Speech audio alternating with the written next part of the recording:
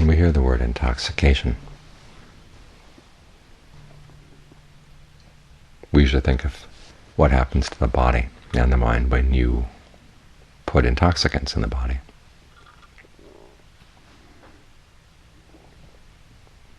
But as the Buddha said, intoxication goes deeper than that. He said we're already intoxicated. This is the normal nature of human beings, normal nature of all beings, basically. We're intoxicated with youth, we're intoxicated with health, and we're intoxicated with life.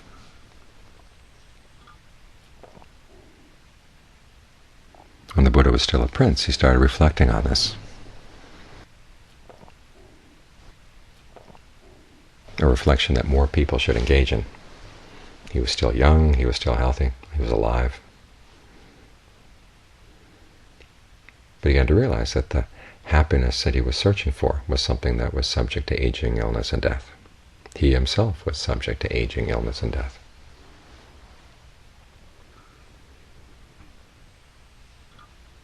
And if he was searching for happiness in things that age ill and grow ill and die like that, it was not a noble search.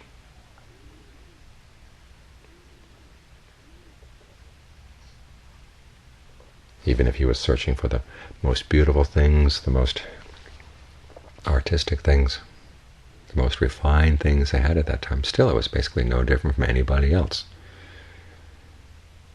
Searching for gratification in things that age, grow ill, and die.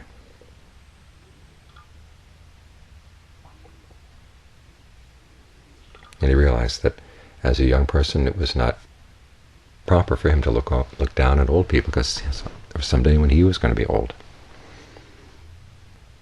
As a healthy person, it was not proper for him to look down on people who were weak and sick, disabled, because there would come a time when he would be in that situation too.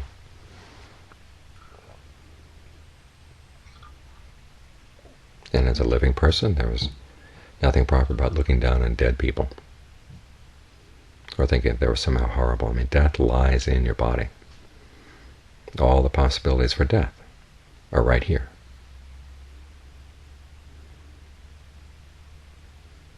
And he said, as he reflected on this, his intoxication with youth, his intoxication with health, his intoxication with life disappeared. Being intoxicated, what was there left? He realized the only thing that would be worth searching for would be an undying happiness, a happiness that wouldn't age, wouldn't grow ill, wouldn't die. And where was he going to find that? He realized that staying at home wasn't going to allow him to continue the search. He was going to have to leave home, leave his wife, leave his child, leave everything that he had known. And it took a lot of courage.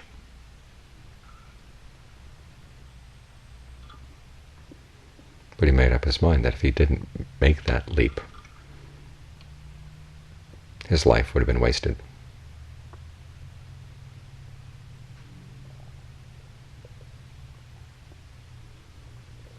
He wanted to test the possibility, is there a happiness that doesn't die?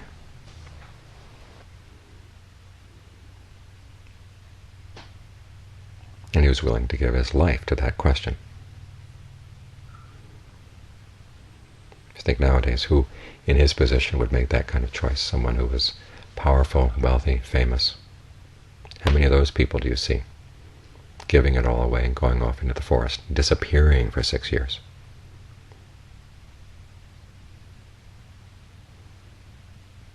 It's all pretty amazing what he did, because he didn't have the example that we have. I mean, he set the example.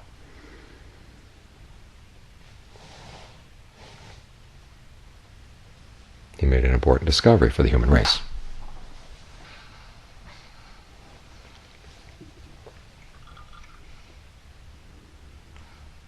Because that discovery didn't end with him. He was able to teach this path to other people once he had found it.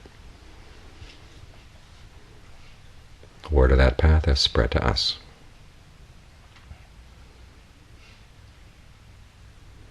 And so it's up to us to decide exactly how much of that challenge we're going to accept.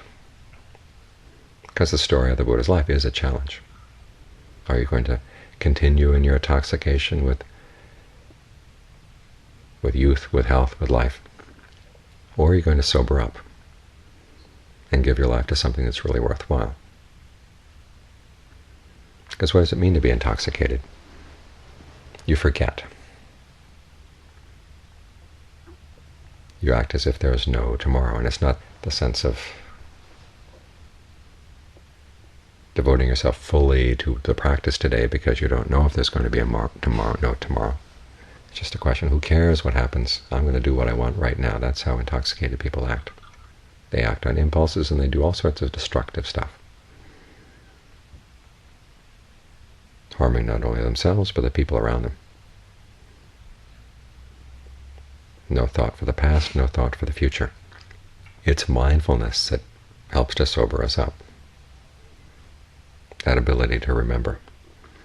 Even when you get infatuated with something that looks pretty, you remember, how long is it going to last? What would I have to do in order to get that pretty thing, that pretty person?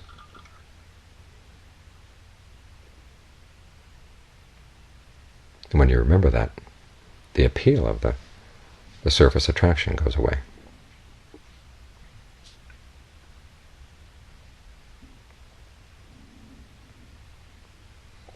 Because basically you remember, where is that attraction going to lead you? Mindfulness is what allows us to see connections. Mindfulness is not simply being in the present moment, but also means remembering what you're supposed to be doing in the present moment, remembering where different kind of actions lead, remembering where skillful actions lead, remembering where unskillful actions lead. Remembering when you look at something attractive, an attractive person, you realize, okay, where is this person's body going to go? It's going to go toward aging, illness, and death.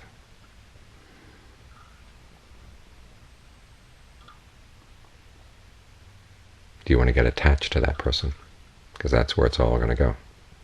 You look at things. Things go to aging, illness, and death as well.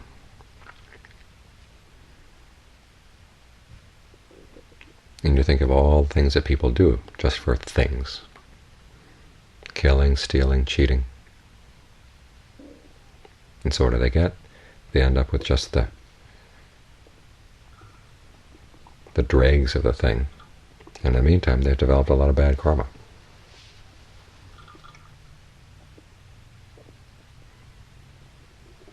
So it's this ability to remember, where do things go? Where do different actions go? Where do relationships go? Where does your happiness go?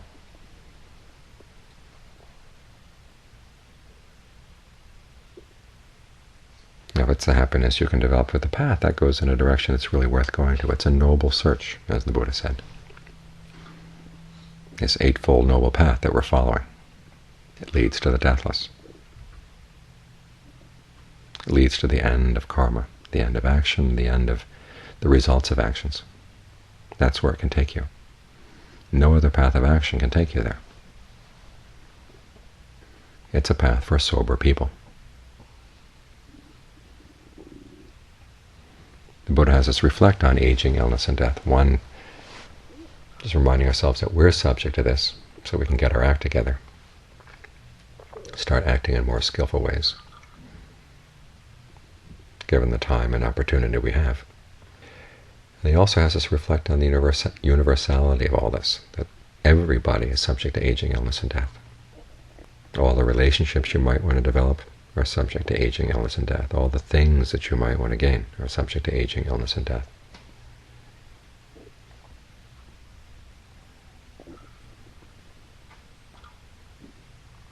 That's to get you on the path. Develops a sense of samvega, a sense of dismay over the way life is all over the place for everybody who's still intoxicated. And it gives you a sense of confidence in the path. Okay, this is the way out. The people who follow this path seem trustworthy. The happiness that it offers seems special.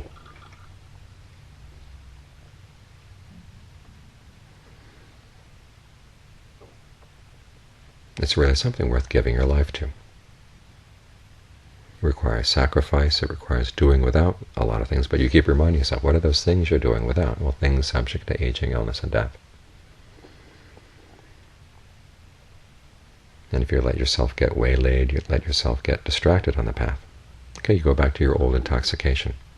When people leave this path, it requires a massive act of forgetting the possibilities that the Buddha's life, the example of his life, holds out for us.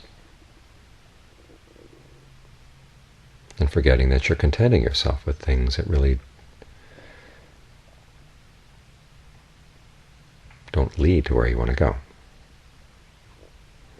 Staying on the path, however, enables you to remember,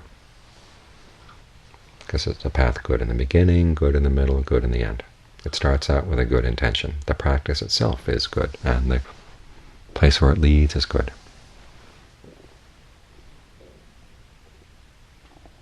There's nothing in there that you have to forget, nothing in there that you have to deny. I've noticed people as they approach death, if they've done things in their lives that they really regret,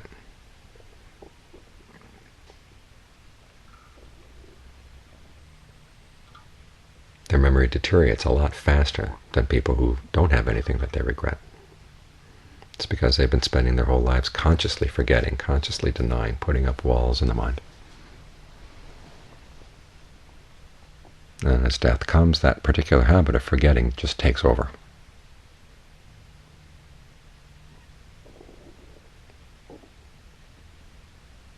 So we're following a path that keeps our minds alert. Doesn't require that we deny what we've done, doesn't require that we deny where we're going.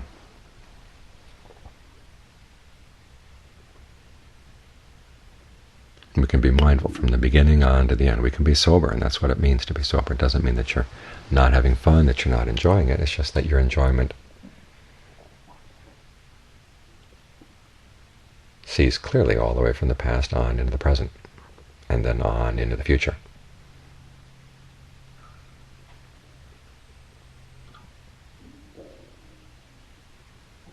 So it's a noble search. And it's a search that gives nobility to our lives.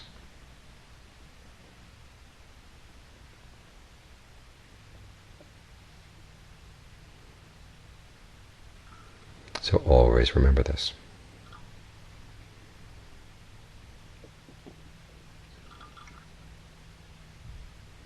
As I say, keep your eyes